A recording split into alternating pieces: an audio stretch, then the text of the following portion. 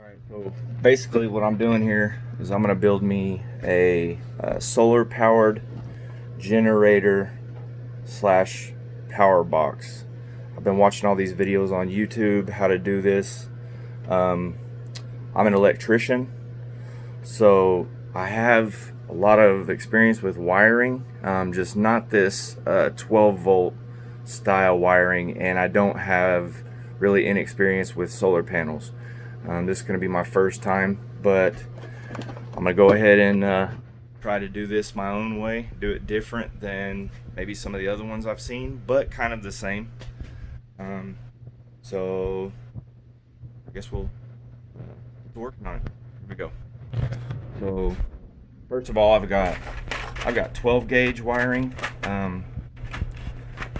black and red. I've also got some scrap wire. I've got some inline fuses, so some mounting bases. I use these a lot in my job, inside of electrical panels, in order to, basically they're sticky on the back. You stick them inside the panel and you can basically use zip ties to hold your wiring to them. That way I can clean up inside the box once I get it going, get it done. So basically this is the box I'm using right now. This one is the Plano XL pistol case. It's a little bit bigger than the other ones I've seen in some of these other people's videos, because my solar panel, I'm going to use a 20 watt instead of a 10 watt. So basically,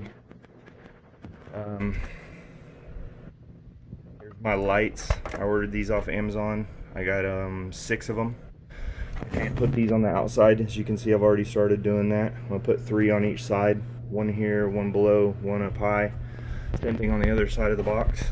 I'm gonna do like a solar Burrito and some of these other guys I've seen, where they put their on and off switch right here to basically turn power onto the whole box.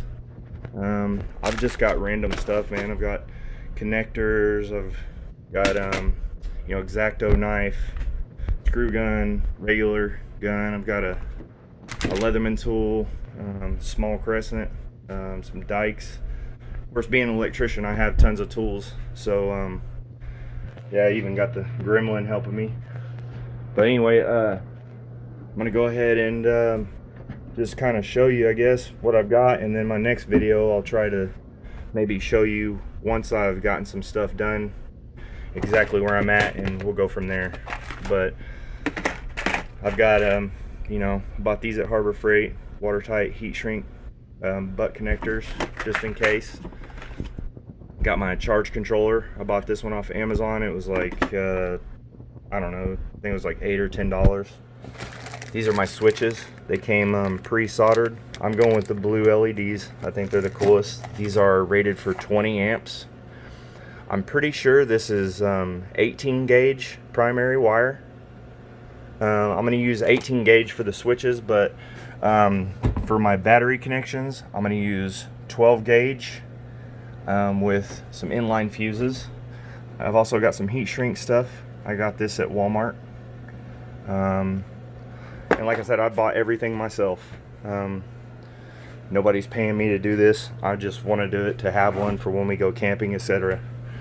And basically, I've had these 2 inverters left over. I've had them for a long time. I've tested both of them.